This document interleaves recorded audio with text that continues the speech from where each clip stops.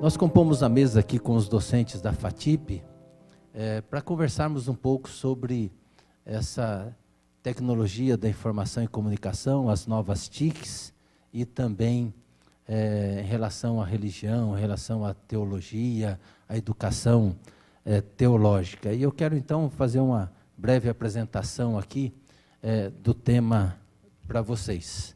Tá? Nós somos uma sociedade tecnológica. O avanço das novas TICs é bem-vinda, traz consigo muitas oportunidades e vários desafios éticos e teológicos. Tecnologias da informação e comunicação, chamada de TIC, é uma expressão que se relaciona ao papel da comunicação na moderna tecnologia da informação. TICs são todos os meios, equipamentos e programas usados para tratar a informação e auxiliar na comunicação. Os historiadores chamam de a quarta revolução industrial. A primeira revolução é a produção mecânica, ali no século XVII, século XVIII. Depois vem o advento da eletricidade no século XIX e o século XX. Aí, no início da década de 60, a terceira revolução, que vem, então, a internet. E agora, a tecnologia e o digital como a quarta revolução. E o uso das mídias digitais propicia a educação teológica e a igreja chegar em todos os lugares. Vídeos no YouTube, Instagram, TikTok, podcasts e outros recursos tecnológicos facilitam a comunicação e aumentam o nosso alcance. Um desses recursos é a inteligência artificial, que ainda é algo que nos desafia e precisamos nos preparar melhor para utilizar dessa tecnologia. Então, através dela, temos aí o ChatGPT, o metaverso. Nós temos hoje, no nosso congresso melhor, essa experiência ali, que você tem essa imersão lá na Amazônia, e você pode experimentar, você que nunca foi lá, como já foi falado aqui, a maioria dos brasileiros não foram na Amazônia. Através aí da inteligência artificial, do metaverso, você então é inserido na floresta amazônica. E parece ser aí uma ferramenta pedagógica muito importante quando a gente conseguir ter acesso, todos tiverem acesso a essa tecnologia. Então, o metaverso é um mundo virtual, onde as pessoas, através dos seus avatares, podem interagir umas com as outras em vários lugares do mundo e em tempo real. E isso já é uma realidade muito presente, especialmente no mundo dos games online. Quem tem filhos aí, joga o game ali, interage com o outro, então tem essa tecnologia. Na área da aprendizagem, o metaverso também abre muitas possibilidades. Então, imaginemos aí alunos, alunas que estão estudando grego, que estão estudando filosofia, podendo conhecer a Grécia Antiga através do metaverso. O professor do Antigo Testamento, que está aqui, podendo levar os alunos para conhecer o Templo de Salomão. Não é esse que fica no Brás, não. Mas o Templo de Salomão, que foi construído lá pelo rei Salomão. Professor de História da Igreja, aí, Reginaldo, de História da Igreja, levando os alunos para caminhar nas ruas da Roma Antiga, nos mosteiros medievais, na Igreja de São Pedro, em Genebra, onde Calvino pregou tantas vezes. Então, as possibilidades são imensas. Embora o que expus aqui acima demore um tempo para se tornar realidade para todos e todas, é necessário desenvolver uma política cognitiva de educação. É preciso compreender que não se trata de substituição, ou seja, de simplesmente trocar uma metodologia por outra, mas de coexistência. Mas, ao mesmo tempo, traz no seu bojo uma série de desafios éticos e teológicos, tanto para a educação teológica como para a igreja.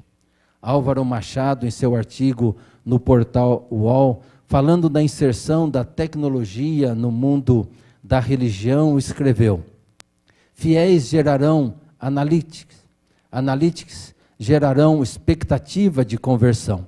Estas, por sua vez, guiarão a indústria de vestíveis. Vestíveis é um termo geral para um grupo de dispositivos móveis, como relógios, aqueles smartwatches, né, que são bastante utilizados, fones de ouvidos, óculos de realidade aumentada. Então, voltando ao texto dele. Então, guiarão a indústria de vestíveis, aplicativos e algoritmos sob os princípios da economia de escala.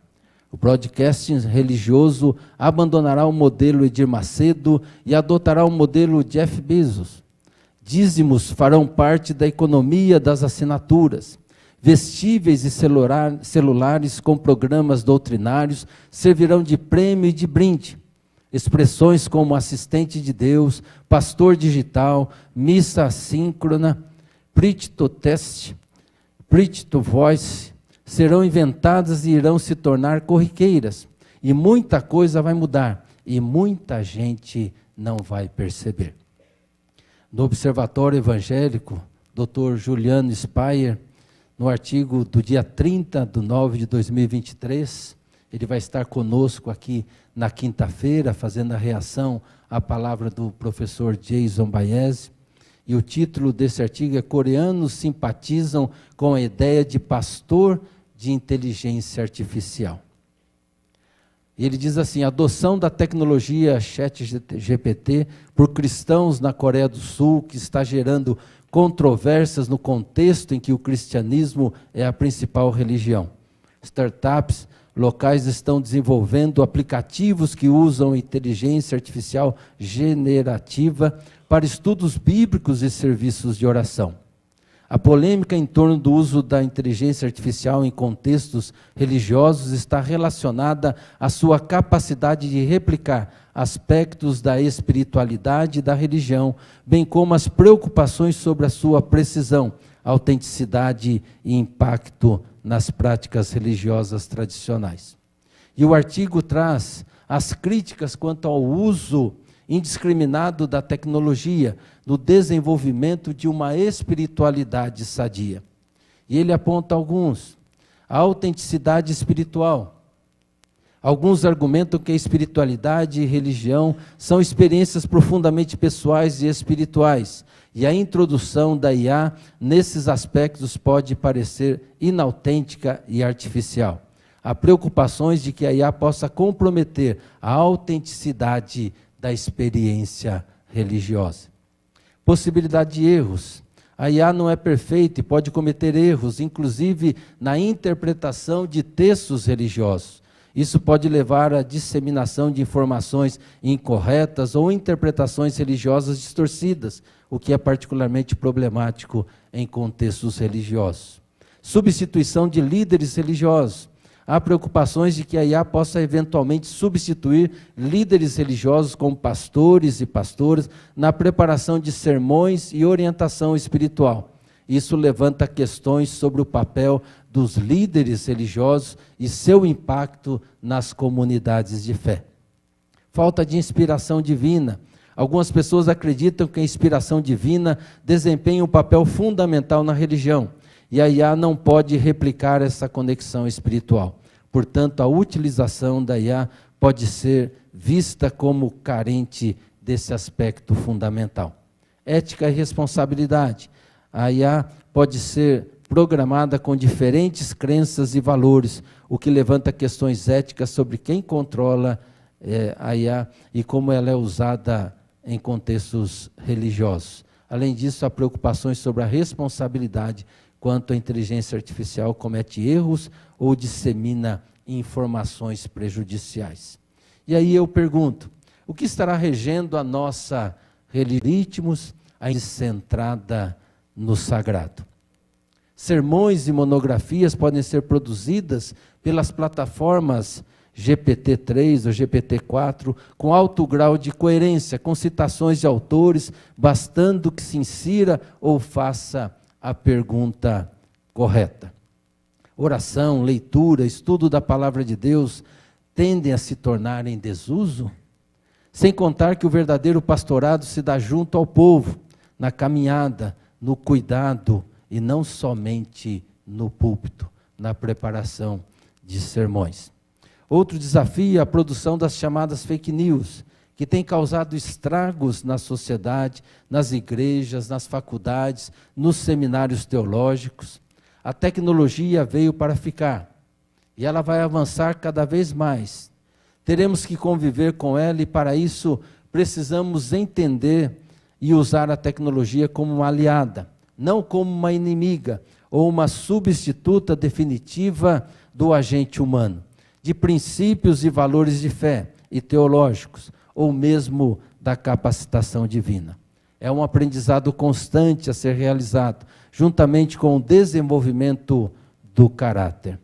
Também, da mesma forma que se investe em equipamento e tecnologia, há que se compreender a necessidade de investimento no agente humano, que manipula e faz uso dessas tecnologias.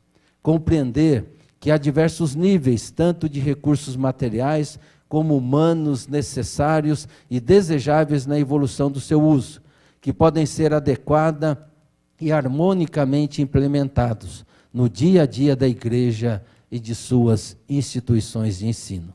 Esse é o nosso desafio, enquanto docentes, enquanto pastores, pastoras, alunos, alunas e membros das nossas igrejas. Obrigado. Passo a palavra agora ao professor José Roberto Cristófani. Obrigado. Meninos e meninas, boa tarde, quase boa noite já. Obrigado pela presença e pela atenção. Eu quero fazer provocações apenas. Ponto de vista, professor do Antigo Testamento, leitor da Bíblia, que tem exercitado tecnologia aí há algum tempo já. Eu gostaria de falar sobre a inteligência artificial, seus aspectos éticos e teológicos, seria muita pretensão, então eu vou falar sobre um aspecto ético e um desdobramento teológico. Em primeiro lugar, a tecnologia não é para meter medo na gente. Eu tenho ouvido essa palavra constantemente. O medo da tecnologia advém da nossa falta de domínio dela. Nós enchemos a mão de água e a água nos escorre pelos dedos. Esse é o nosso medo. Então, de saída, eu gostaria de dizer que essa imagem fantasmagórica da tecnologia não nos deve meter medo. Outro pressuposto básico é que se fala de tecnologia como um ente. Ontem a professora Isabel, a doutora Isabel, colocou que nós passamos da mentalidade mitológica para a mentalidade racional. Eu acho que a tecnologia tem nos feito olhar mitologicamente para ela. Tecnologia é um computador programado por você. Não é um fantasma. Ela não caiu do céu ou do inferno, você escolhe, né? No caso do inferno, seria emergiu do inferno, né? Isso é uma mitologia, é um mito que estão tentando, de alguma forma, teologizar, no nosso caso, chamando de heresia, pontuando uma ideia como se ela existisse por si só. Nós já vimos isso em Hegel, por exemplo, do idealismo, que as ideias não existem por si só, elas são criadas nessa cabeça, né? É assim que funciona. Bom, como eu encaro a tecnologia? Eu encaro a tecnologia como a expansão das capacidades humanas. Você tem carro para expandir a capacidade das suas pernas. Carro elétrico, para ser politicamente correto.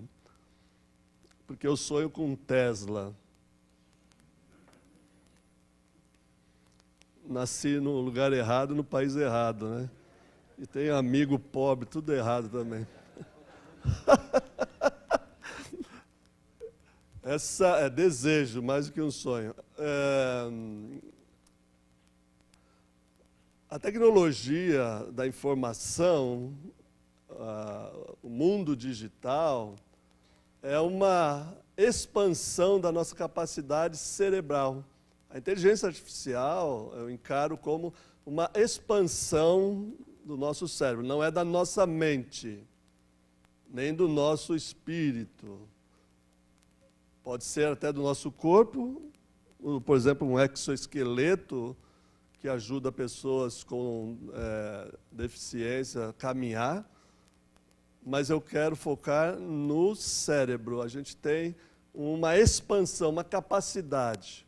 É bem simples. Você está preparando o seu sermão, eu desafio você a pegar um texto bíblico. Pode ser um texto fácil do Novo Testamento, pode ser um texto mais fácil ainda dos Evangelhos, pode ser um texto mais fácil aí, João 3,16. Eu desafio você a criar 10 títulos de sermões sobre um texto desse. A nossa capacidade intelectual ela é limitada. A inteligência artificial expande. Então, esse é um recurso. A inteligência artificial, o ChatGPT, eu tenho uma lista aqui de 45 aplicativos, Bard, Midjourney, enfim, você tem muitíssimas ferramentas que trabalham a nosso favor, que expandem nossa capacidade de enxergar o mundo, expande nossa capacidade de se locomover, expande nossa capacidade de conhecer o universo que a gente não conhecia, até um multiverso, um universo paralelo, essas coisas.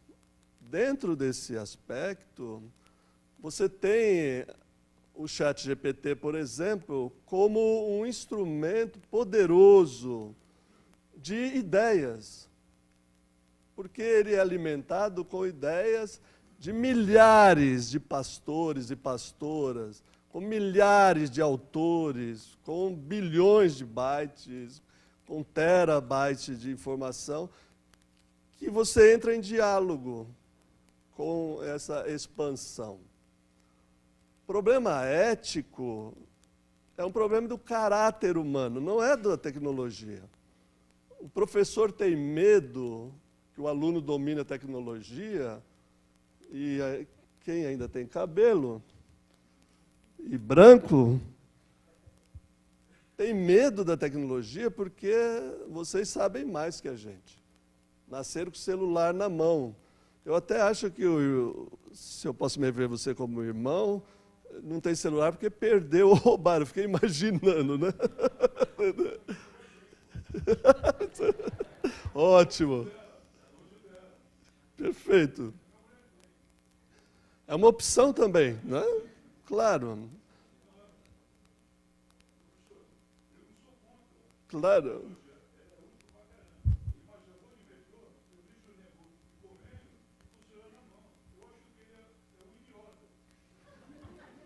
Olha aí, quem faz isso aí não se sinta ofendido.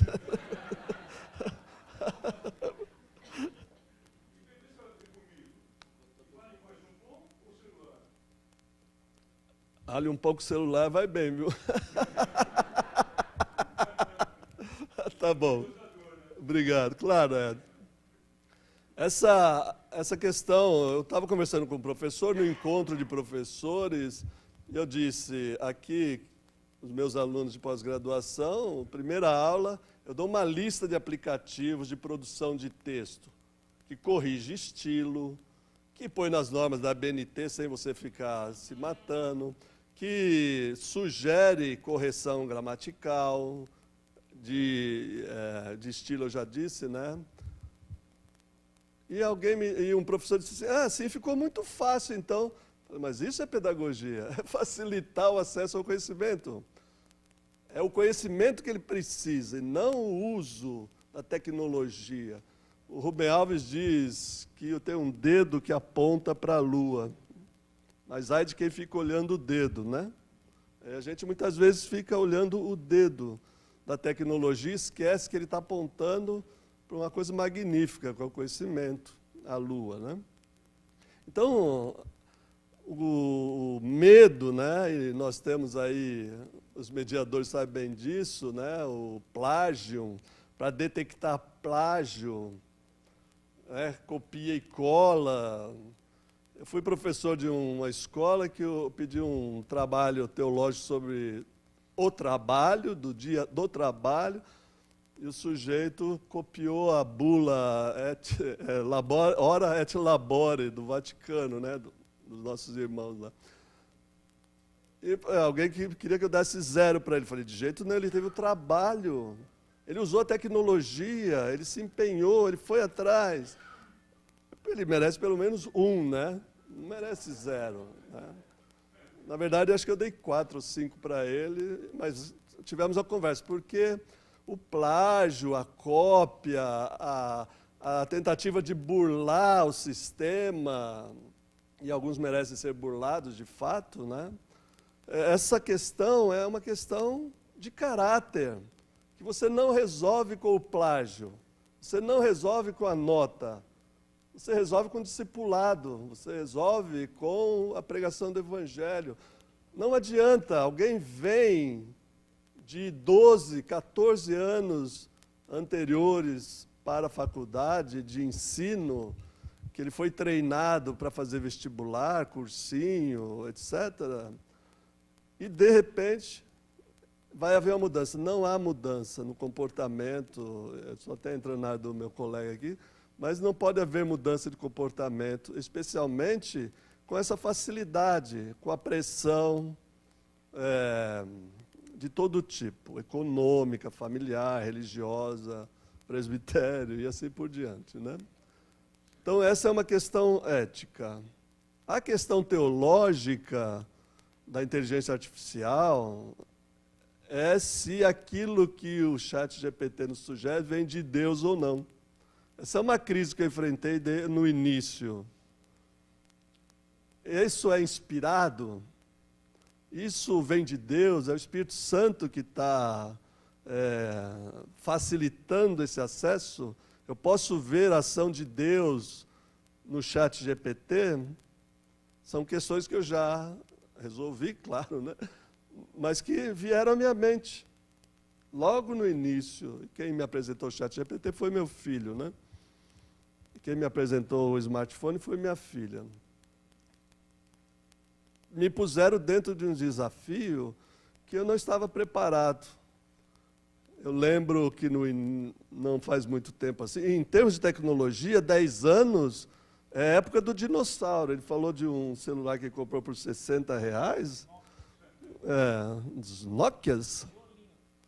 Pois é. Isso a gente dá risada. Por quê? Porque é o tempo de dinossauro. Ontem alguém disse que no final do filme, foi o presbítero Ítalo, né? No final do filme, alguém puxa a tomada, né? Agora eu quero saber como é que a gente vai desligar a energia solar, né? Porque não existe mais tomada. Um carro elétrico não tem tomada para você desligar ele, né? Como é que você vai desligar o sol, né? Isso é uma coisa que em 20 anos mudou tudo. E tecnologia, e essa é outra coisa que mete medo na gente, é uma revolução a cada semana. É uma startup nova que cria mecanismo. Então, do ponto de vista da teologia, desafio teológico, é você ter isso que foi dito aqui, né, pelo reverendo Marcos, a necessária espiritualidade, compreensão de que a vida com Deus é relacionamento, não é uma via de mão única.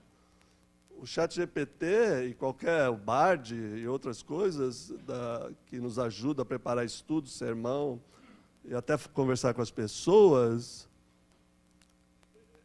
pode ser usado e é utilizado pelo Espírito Santo, como é o telefone, como é qualquer tecnologia.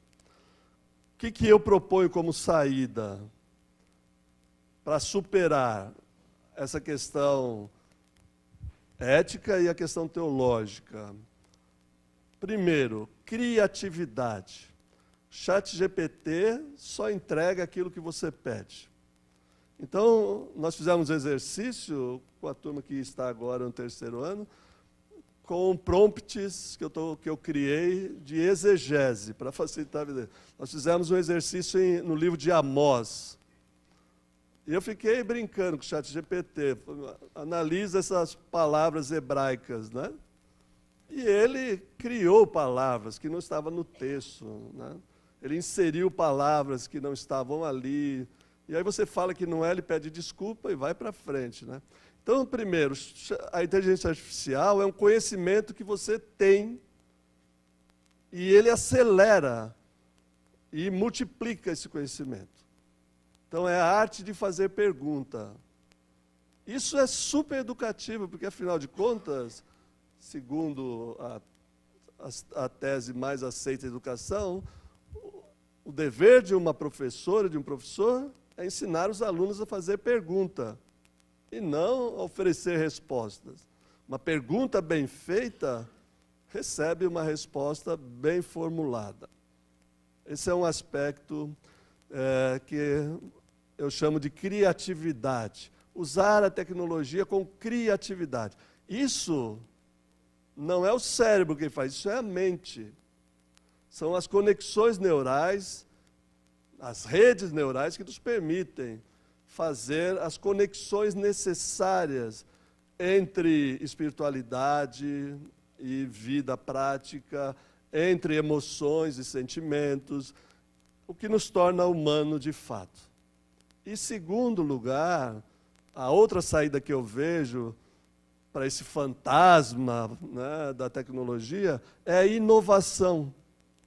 Nós precisamos ser criativos, criando mecanismos para domar essa fera, mas também devemos ser inovadores. Se define inovação da seguinte forma: inovação é você pegar uma tecnologia e fazer um uso novo dela. Nós vemos, por exemplo, a garrafa PET virou assim. Eu vou usar agora uma palavra que a gente usava na Arca de Noé, com Noé. Virou coqueluche, né? Virou assim, uma coisa extraordinária. O que se faz com garrafa PET hoje, a inovação, ela já é uma inovação, já foi criada, mas agora o tecido que se faz dela, o uso artístico que se faz, tudo isso é inovação. É você pegar essa garrafa e dar uma nova finalidade para ela. E pensar, e eu encerro aqui, que por trás da inteligência artificial tem gente de carne e osso, com interesses, com políticas, com intenções, com sentimentos, com espiritualidade, com tudo aquilo que nos constitui como seres humanos. Então, vai além. Quando você se deparar com qualquer tecnologia, pergunte qual é o interesse. A gente faz isso com um texto bíblico. A quem interessa esse discurso? A quem interessa esse algoritmo? Como que a gente pode inovar? Então, essas são as considerações que eu faria. Obrigado. Obrigado ao professor Cristófani. Professor Esni Sereni. Eu quero conversar com vocês a respeito das TICs na teologia prática. E a gente já ouviu bastante coisa aqui a respeito das tecnologias de informação e comunicação. E nós temos que entender que que elas são ferramentas. E como ferramentas, elas podem ajudar a construir, ou podem ajudar a destruir. As ferramentas em si, por elas mesmas, elas não são nem boas nem ruins. Depende da mão de quem elas estão sendo, quem está usando, se a pessoa tem habilitação para usá-las, e se a pessoa sabe exatamente o que ela quer fazer com elas. No nosso caso, as TICs na teologia prática são abençoadoras para a igreja, porque elas são uma nova forma de acesso às pessoas. Nós temos agora uma geração absolutamente digital. E essa geração é muito mais acessível por TICs do que por outros meios de comunicação. Isso é uma das coisas que a igreja precisa pensar. Além disso, nós temos muitas aplicações que podem ser feitas com as TICs, que reforçam, que ajudam o nosso trabalho na prática pastoral. Por exemplo, nós temos a possibilidade de aconselhamento pastoral por videoconferência. Durante a pandemia, o Conselho Federal de Psicologia teve que se desdobrar e autorizar de maneira, já estava razoavelmente normatizado, mas teve que criar uma norma rapidamente para que todos os psicólogos pudessem fazer psicoterapia por videoconferência.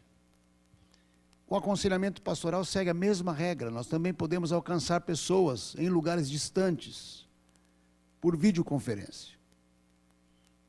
A videoconferência permite que nós, além de nos comunicarmos, além da pessoa ouvir a nossa voz, a pessoa pode perceber as nossas reações, as nossas feições.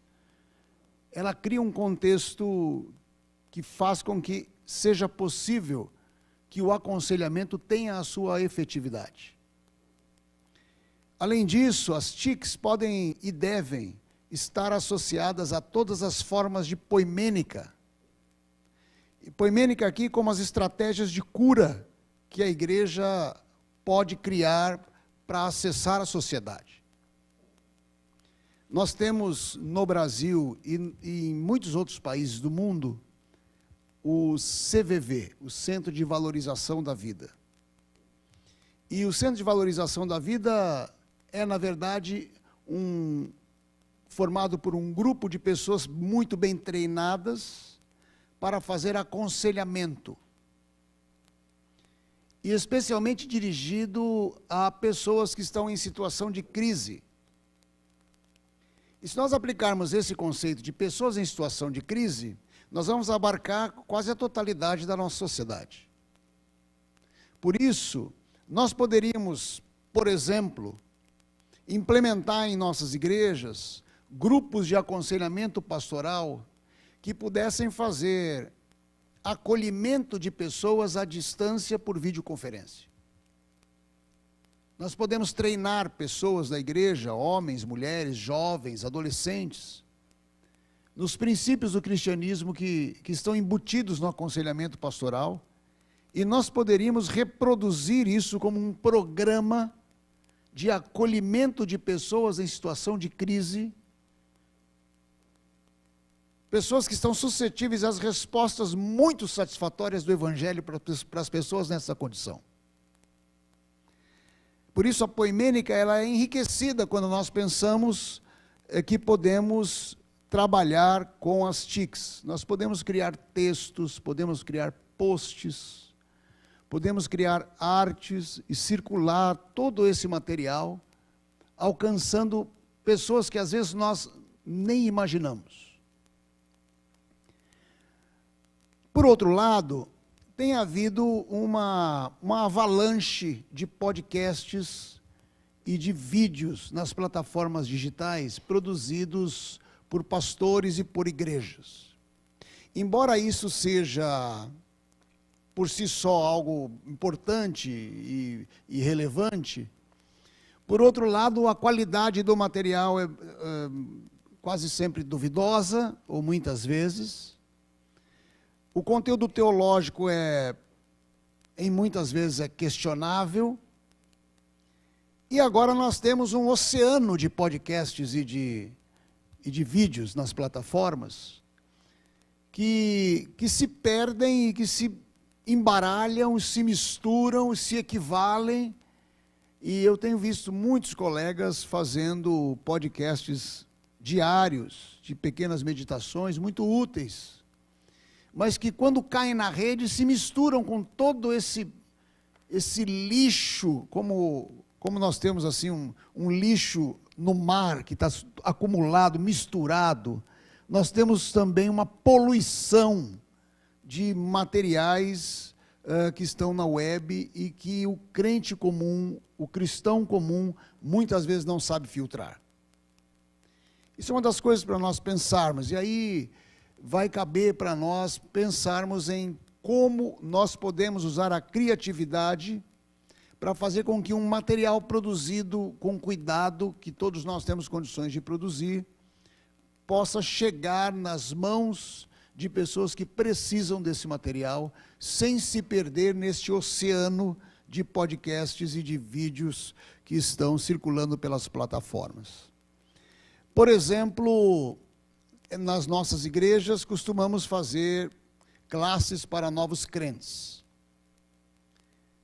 O que nos impede de produzir um material próprio da nossa igreja, inclusive da sua igreja local, falando sobre a história da igreja, as características da sua comunidade, a história da igreja cristã, a história da igreja presbiteriana, a história da igreja presbiteriana independente, como um vídeo que possa ser usado como um aliado às aulas que nós aplicamos na escola dominical.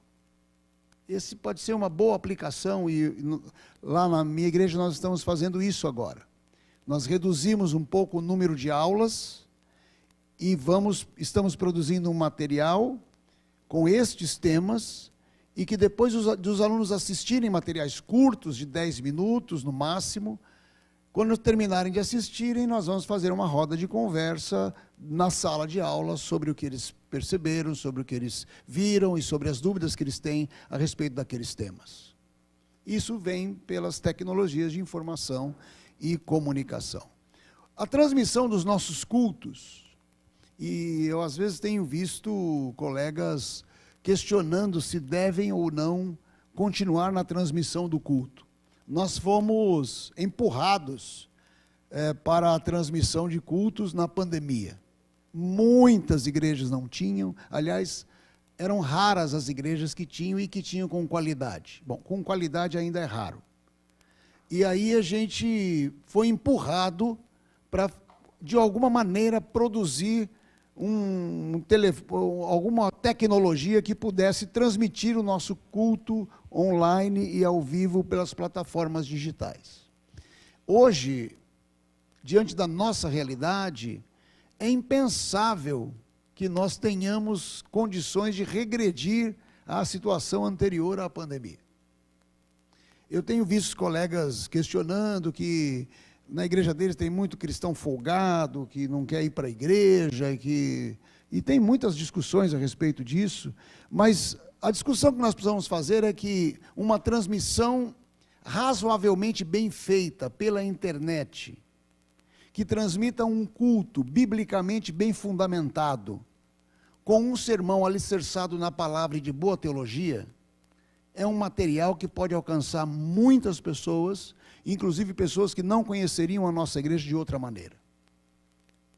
Além disso, nós precisamos pensar nas questões de inclusão. O reverendo Batista Panzo, da Igreja Evangélica Reformada de Angola, quando usou a palavra aqui para fazer uma pergunta, falou sobre a necessidade de termos uma pessoa que faça a tradução por libras nas nossas igrejas locais. E também nas nossas transmissões de culto. E isso é uma das coisas que nós podemos pensar e que antes ficaria muito mais difícil de conseguirmos trazer para a mensagem as pessoas que sofrem com deficiência auditiva. Nós temos, além disso, as questões direcionadas à educação cristã. A educação cristã, especialmente na escola dominical, é um dos desafios novos da igreja. O formato que temos de escola dominical, muitas igrejas estão abandonando. Nós estamos tendo, inclusive, muitas igrejas que já abdicaram da escola dominical e muitos colegas que entendem que a escola dominical é um movimento fracassado.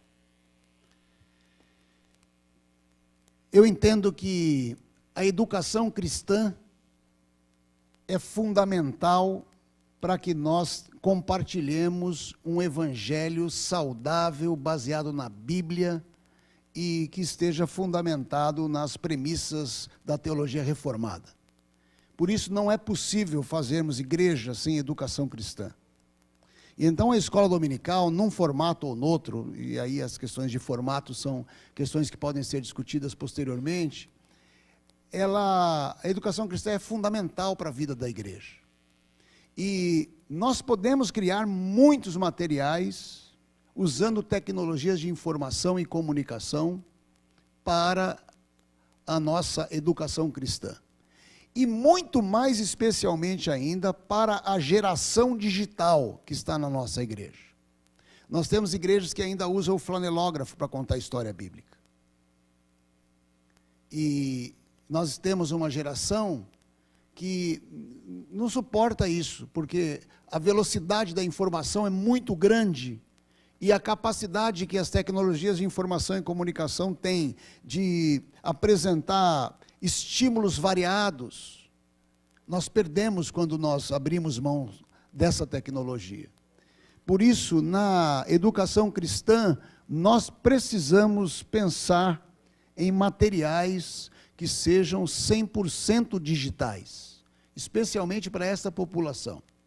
Eu tenho procurado material lá para a escola dominical na minha igreja, na igreja onde eu sou pastor, e eu fui apresentado para um material que temos pago na internet, que se chama Pense Laranja. É um material inteiramente digital, voltado para as nossas crianças. E que tem material tanto para a criança como para os familiares e atividades e tal.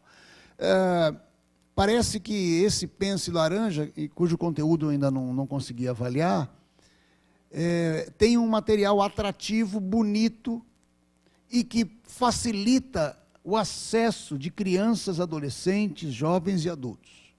Esse é o caminho que nós precisamos percorrer na educação cristã. Mas há um problema que nós precisamos nos lembrar, né? Precisamos pensar, que é a questão da humanização nas tecnologias da informação e comunicação. A igreja continua sendo feita por gente. E o que alimenta as pessoas é relacionamento humano, que podem ser mediados por tecnologia de informação e comunicação, mas não podem ser substituídos. Um ministério que tenha bom uso das tecnologias de informação e comunicação precisa aliar a comunicação do evangelho, fazendo com que ela chegue às pessoas e de alguma maneira que as pessoas tenham percepção de que elas estão se relacionando com pessoas e não com robôs, não com o computador, não com o smartphone. Elas estão se relacionando com pessoas reais. A Igreja de Cristo, ela não é da inteligência artificial, ela existe de verdade. Ela é feita de pessoas, de carne e osso, que podem ser beneficiadas por tecnologias da informação e da comunicação, mas que serão prejudicadas se nós entrarmos na idolatria dessas formas de TICs e nós substituirmos o relacionamento humano por relacionamento puramente tecnológico e digital. Por fim, nós estamos vivendo uma epidemia de solidão. E isso tem sido matéria diariamente veiculada nos meios de comunicação. Nos Estados Unidos e no Canadá, as pessoas estão entendendo que solidão já é um problema de saúde pública há bastante tempo. E as pessoas são solitárias e elas têm acesso às tecnologias de informação e comunicação. Isso significa que não é a tecnologia da informação e comunicação que vai tirar as pessoas da solidão, mas é o relacionamento humano com pessoas significativas. E esse relacionamento humano com pessoas significativas pode ser mediado pelas TICs, mas não pode ser substituído. Na década de 60, foi publicado um livro que se chamava Revolução da Esperança, de Erich Fromm, nos Estados Unidos. Se nós lemos este livro hoje, quase 60 anos depois, nós vamos entender que ele é um livro profético.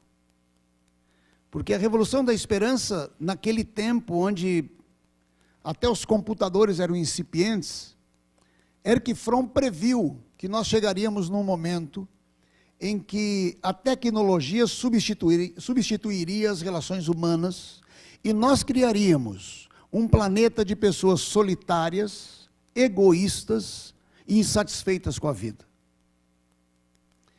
Por isso ele trabalha a necessidade que nós precisamos, que nós temos de nos relacionar com as pessoas de maneira autêntica e cuidar muito para que tecnologia, poder econômico e outras variáveis muito próprias do nosso tempo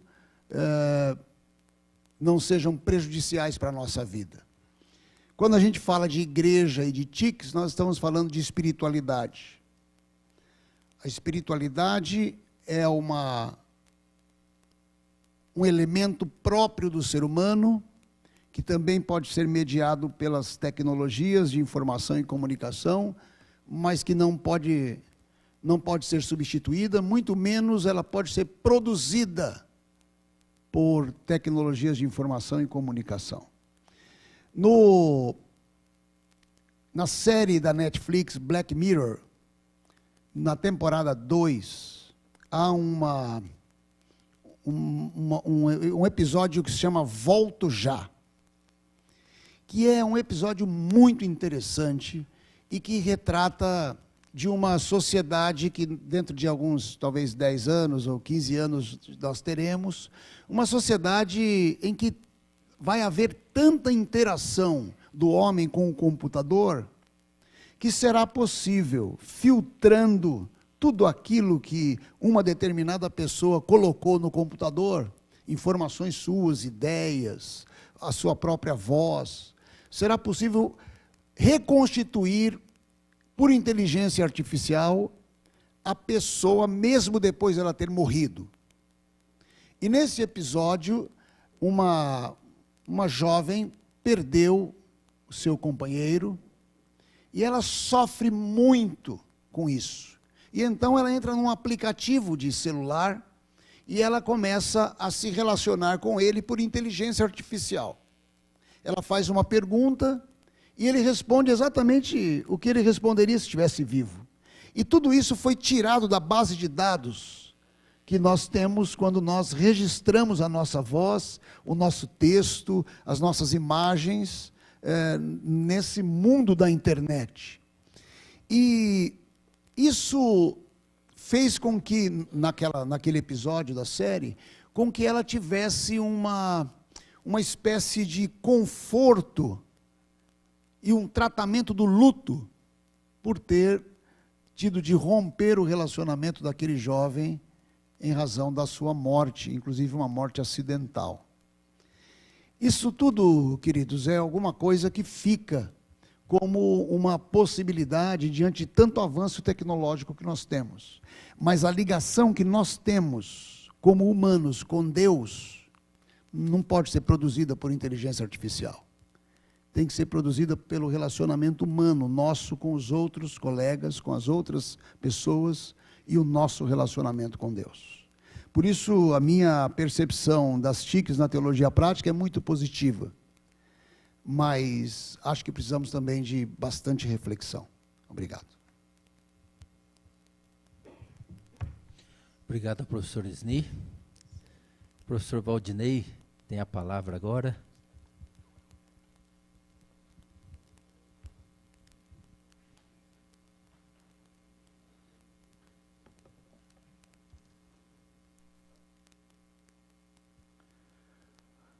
Boa noite a todos e todas. Uma alegria ouvir os colegas, professores que falaram e o Emerson também nessa bela apresentação que nós tivemos nessa tarde. E ouvindo os colegas, principalmente o reverendo Cristófano, eu me lembrei, estão aqui o presbítero Ítalo e o reverendo Leontino, que conviveram bastante com o reverendo Abival. Quando comecei a trabalhar com o reverendo Abival, o reverendo Eliseu, eu fui até a Santa Efigênia, sempre gostei muito de tecnologia, e comprei um Palm Top. Não se falava em smartphone ainda. Aí fiz toda uma gambiarra para conectá-lo no computador, consegui achar as institutas de Calvino, baixei Romanos de Calbart, aí bem exibido, cheguei para o reverendo Abival e para o Eliseu, falei, olha, tem as institutas aqui, o reverendo Abival olhou para mim, é mesmo? Aí, canetinha, mostrei, ele olhou e quem convivia com ele vai lembrar, ele olhou para o Eliseu e falou assim, Eliseu, coisa do anticristo isso daí. Então, só essa lembrança que me vem aí antes de smartphone. Bem, eu escolhi falar com vocês, conversando com o reverendo Marcos, só apresentar uma aproximação da perspectiva sociológica de como é que a gente pode ver esses desafios. E o que eu vou falar tem a ver com a igreja, mas pode ser ampliado, para além da igreja, especialmente para o círculo familiar. Começo com essa citação, que diz assim, o verdadeiro problema da humanidade é o seguinte, temos emoções paleolíticas, instituições medievais e tecnologia divina. O Esni mencionou o estímulo, de fato, as emoções paleolíticas que são despertadas pela dopamina estão presentes na nossa interação com a tecnologia. Então, todo o desenho da tecnologia, toda a engenharia entende muito bem quais são as emoções e como é que essas emoções podem ser acessadas. Aí está a figura, do nosso amigo. Como as novas tecnologias impactam temas clássicos da sociologia? A gente tem muitos temas clássicos trabalhados, eu escolhi esses três, socialização, trabalho e controle social. No início a minha ideia era falar dos três, mas depois que eu comecei a preparar, eu desisti dos dois ali, mesmo porque o trabalho, a gente tem muita discussão sobre a uberização, gamificação do trabalho, o impacto da inteligência artificial, a criação de novas profissões, o extermínio de outras profissões. Vou tocar um pouquinho no controle social, mas eu quero me deter no aspecto da socialização. Sobre isso que eu quero olhar o impacto da tecnologia na socialização, e vocês sabem que a socialização ela é primária, a socialização que se dá no âmbito da família, o trabalho de interiorizar normas sociais, que o Durkheim dizia do fato social, que é anterior e exterior e é coercitivo, como é que você incorpora o idioma, como é que você incorpora as normas à mesa, como é que você ensina uma criança a dizer muito obrigado, a pedir por favor, tudo isso é um trabalho muito exaustivo. Quando os meus filhos eram pequenos, eu tinha a impressão que nunca haveria uma refeição civilizada novamente em casa, porque voava comida para tudo que é lado, mas eles aprenderam, aprenderam a usar garfo e faca, aprenderam a se comportar, mas é um trabalho árduo, o trabalho da socialização. Então eu quero olhar com vocês para o impacto das tecnologias sobre esse processo de socialização e um olhar que é sociológico. Volto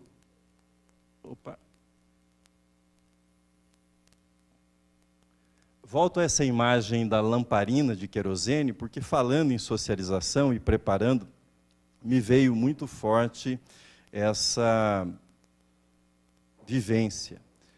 Eu fui criado, nos primeiros anos da minha infância, num sítio na região de Londrina, e 3, 4 anos, 5, mas não passou de 5, eu me lembro de um ritual que se repetia. Quando ia entardecendo, já a minha avó estava lá no fogão a lenha, a janta era preparada. Depois que nós jantávamos, a família ficava ao redor da mesa e havia um grande banco de madeira num dos lados, apoiado na parede, e aquilo era o ritual. Eu me deitava no colo da minha avó, ficava olhando para a luz da lamparina de querosene, e a minha avó mexendo no cabelo, mexia aqui, dava uns beliscões assim bem carinhosos, e eu pedia a mão dela para eu ficar fazendo pilão, e ali eu apagava, né, e acordava na manhã seguinte já na cama. Lévi-Strauss, quando ele fala do cru e o cozido, né, a passagem de aprender a cozinhar os alimentos, portanto, o uso, né, a utilização dessa primeira tecnologia, que é o fogo, como um elemento civilizatório. É aí que você tem a comunicação, a conversa e essa socialização. Você tem em torno do fogo. Então me veio essa memória, não é? E eu fico pensando qual o impacto da socialização, ou na socialização das novas tecnologias. Aí é novamente o fogo, né, mas não essa memória carinhosa. Nós vimos aí nos últimos dias essa notícia chocante, não é, da neta de um casal que, com 11 anos de idade, contrariada porque lhe foi retirado o smartphone, resolveu colocar fogo no sofá. Os avós estavam no quarto e tiveram que se jogar do quarto andar para sobreviver, não é? E felizmente sobreviveram com a ajuda dos vizinhos. Então, que tecnologia é essa? Que impacto nós estamos vivendo nesse âmbito da socialização? Né? Que tipo de mudanças foram introduzidas desde que o smartphone chegou à mão das crianças? Aqui você pode procurar, né, usar o seu celular para ler a matéria completa, mas foi publicada na BBC o país que paga jovens para saírem de casa. É uma matéria sobre a Coreia do Sul e os jovens que, eu acho que chega, viu, Hermes, perto de uns R$4.000, acho que para os jovens saírem de casa. E existem programas, inclusive, de reabilitação para que eles saiam de casa e consigam se inserir novamente na vida social. Ou melhor, se inserir na vida social porque nunca se inseriram na vida social. É um problema sério que alcança hoje a Coreia do Sul. O governo japonês estima que haja 1,15 milhão de hikikomori, jovens em reclusão social que vivem fechados nas casas ou nos quartos por meses e até por anos jogando videogame e navegando na web. Pais ou familiares cuidam deles. A comida é levada, colocada na porta, ele come. Alguns fazem as necessidades no quarto mesmo, né, e isso é levado também. Esse é o quadro hoje no Japão. Então, nós temos o desafio do uso, né, de fazer o bom uso da tecnologia, mas existe alguma coisa um pouco mais complicada, não é, sem querer fazer o papel de profeta apocalíptico. Na Coreia, ainda, não sei se a pilha está fraca aqui. O Hermes, você pode ir dando, acho que a minha pilha aqui está, só dá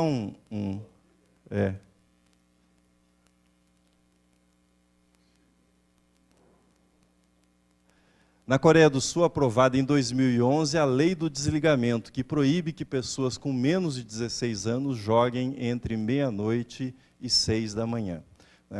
Por conta do impacto na escola, como é que conseguem realizar isso, né? É outra história, mas se chegou a esse ponto, né, dessa lei do desligamento. Agora, observem que nós estamos falando de culturas orientais, que são conhecidíssimas pela sua disciplina, né, pelo sucesso que tem na observância de normas, né, e isso tem ocorrido lá. Pode passar, Cristóforo, por favor? Há um livro do Hugo Monteiro, essa expressão não é minha, é um professor, não me lembro o nome da universidade, mas uma universidade do Nordeste. Ele criou essa expressão, a geração do quarto. A geração do quarto. As pessoas que vivem no quarto e, como a própria figura indica, né, têm problemas emocionais. Pode passar, Cristóforo, o próximo. A geração Z, os nascidos entre 95 e 2012, têm se revelado menos confiantes, menos propensos a assumir riscos positivos e o disparo de taxas de depressão e suicídio. Há um estudo publicado recentemente no Reino Unido que mostra exatamente a coincidência da curva em que você democratiza o smartphone, que as pessoas têm o smartphone na mão, e o crescimento da ansiedade, da depressão, né, seguindo numa mesma linha. Esse foi um estudo bem divulgado. Mas a questão que o Hugo Monteiro levanta é que nós sempre vimos o quarto como um lugar seguro, né, e muitos pais se tranquilizam porque meu filho, minha filha está no quarto, então está seguro dos perigos da rua, de outros perigos de más influências. Entretanto, né, você tem o acesso a comunidades e numa fase de construção da identidade, que é essa fase da socialização, você pode ter um impacto muito forte, como tem tido, né, negativo, na formação, na socialização desses adolescentes. Mais um, por favor. Há esse provérbio africano, é preciso uma aldeia inteira para educar uma criança. É preciso uma aldeia inteira para educar uma criança. Eu disse para vocês da dificuldade de ensinar as regras à mesa para os meus filhos. De fato, o trabalho de socializar, né, de tornar humano, porque são as regras que tornam a pessoa humana, é um trabalho árduo. Não é fácil fazer isso sozinho. Não é fácil fazer isso apenas o casal. Quando você tem um grupo de apoio mais extenso, essa tarefa continua sendo difícil, mas as chances de sucesso são maiores. E aí vem a sabedoria desse provérbio, né? É preciso uma aldeia inteira para educar uma criança. Mas para onde foi a aldeia hoje? Onde é que estão as pessoas da aldeia? Então, sendo justo, né, para não ficar a culpa só na tecnologia, a gente teria que pensar o seguinte: nos fatores sociais, culturais, demográficos e econômicos que acabam impactando esse processo de socialização. Quais são esses fatores? Então, não é uma lista exaustiva, só ilustrativa. Primeiro, a questão da moradia, né? Quais são as opções de lazer num apartamento? Segunda questão, um filho por família. Se você não tem irmãozinho, irmãzinha, se você não tem primo, prima para brincar, com quem que você vai brincar? Terceiro, a família nuclear, não é a família que explode, né? Pai e mãe, né? Comparação com a família extensa. A violência urbana, né? Quem é que deixa o filho na rua, numa pracinha? Nem quando é adolescente você tem tranquilidade para fazer isso. E a própria cultura digital.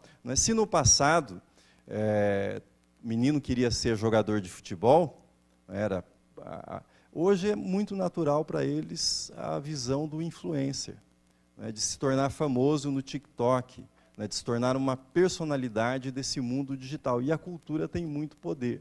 Então, sociologicamente, né, eu tiraria um pouco do peso da tecnologia e colocaria a tecnologia nesse contexto. Quando você tem todos esses elementos e você coloca uma tela na mão de uma criança, com toda a tecnologia desenvolvida para que isso seja um instrumento viciante, as chances dessa criança pôr fogo no apartamento são muito grandes. Porque você não tem outras opções, não tem outro contexto. Não é? Então, pensar em termos de políticas públicas, não é, de comunidade, é muito importante. Aqui na ACM, nós vamos começar, no ano que vem, o iMind, que é um programa para o cuidado da mente. A ACM cuida do corpo, cuida da alma, mas numa discussão que nós fizemos e numa contextualização que eu tive a oportunidade de propor, quando George Williams criou a ACM em 1844, o desafio dele era tirar as crianças das ruas de Londres, dos empregos que exploravam as crianças, do alcoolismo, de toda a exposição à violência, porque a rua era aquele lugar da violência e a ACM foi criado como esse espaço de acolhimento. E eu lancei o desafio que a ACM assumisse a tarefa, a missão de tirar as crianças do quarto, levá-las para o acampamento, para a fogueira, para a piscina, para a quadra, para esse tipo de vivência comunitária, e esse programa, não é, começa a rodar no próximo ano. Volta só um pouquinho. Aqui eu quero fazer a leitura, e com isso eu já caminho para finalizar, de um texto do Yuval Harari, em que ele fala dos zumbis digitais. O texto é um pouquinho longo, mas peço a sua paciência. Ele diz assim: e à medida que a tecnologia adquire uma melhor compreensão dos humanos, você poderia se ver servindo a ela cada vez mais, em vez de ela servir a você. Você já viu esses zumbis que vagueiam, esses zumbis, você já viu esses zumbis que vagueiam pelas ruas com o rosto grudado em seus smartphones? Você acha que eles estão controlando a tecnologia ou é a tecnologia que os está controlando? É verdade que estamos vivendo na era do hackeamento de humanos. Neste exato momento, os algoritmos estão observando você. Estão observando aonde você vai, o que você compra, com quem se encontra. Logo vão monitorar todos os seus passos, todas as suas respirações, todas as suas batidas de seu coração. Estão se baseando em Big Data e no aprendizado de máquina para conhecer você cada vez melhor. E assim que esses algoritmos o conhecerem melhor do que você se conhece, serão capazes de controlar e manipular você, e não haverá muito que fazer. Afinal, é uma simples questão empírica. Se os algoritmos realmente compreenderem melhor que você o que está acontecendo dentro de você, a autoridade passará para eles. É claro que você poderia ser feliz cedendo toda a autoridade para os algoritmos e confiando neles para que decidam por você e pelo resto do mundo. Se é assim, apenas relaxe e aproveite a viagem. Você não precisa fazer nada a respeito. Os algoritmos cuidarão de tudo. Se, no entanto, você quiser manter algum controle sobre sua existência pessoal e o futuro de sua vida, terá de correr mais rápido que os algoritmos, mais rápido que a Amazon e o governo, e conseguir conhecer a si mesmo melhor do que eles conhecem. Para correr tão rápido, não leve muita bagagem consigo. Deixe para trás as ilusões, elas são pesadas demais. Yuval Harari, 21 lições para o século 21. E para fechar o que ele disse, vou pedir ajuda do Cristófani para o pequeno vídeo que nós temos. A minha vida está cada vez mais dependente de aplicativos, né? Para o ser humano, quanto mais as coisas vêm com facilidade, né, na mão, assim, mais tosco fica o nosso pensamento básico. Desde que chegou a calculadora, por exemplo, eu não consigo mais fazer conta de dividir. Sabe o que eu quero fazer o tracinho? Nunca sei que hora baixa o zero, que hora que vem a vírgula. Número de telefone também é uma coisa que, quem lembrar mais de 2 números, e já é um rei, né? Porque tá tudo ali na agenda, a gente não consegue mais raciocinar. Mais um aplicativo que gera problemas. O Waze. Esse é uma desgraça. Porque eu já não tinha senso de direção desde a época do guia 4 rodas, né? Então agora com o Waze minha cabeça, eu não lembro mais de nada. Eu só deixo o Waze me levar. O Waze leva eu. Sabe que outro dia acabou a bateria do meu celular, eu tava no carro e tava sem o cabinho, né?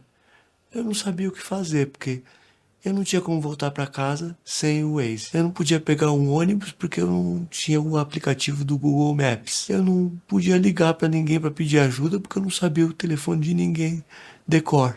Pagar uma comida não dava porque eu pago tudo com o Pix. Eu falei, Jesus, eu vou virar um andarilho com o celular na mão.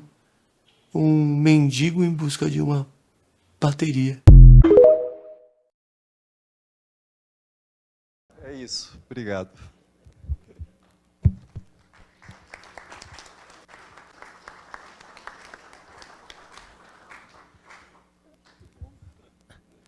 Agradecemos aí aos nossos professores. Cada um abordou sobre o tema dentro da sua área de concentração e trouxe a sua contribuição a essa questão, né? Ou seja, nós precisamos saber utilizar a tecnologia. Acho que todos concordaram aqui, todos nós concordamos da importância da tecnologia, mas nós precisamos saber, né, usar a tecnologia.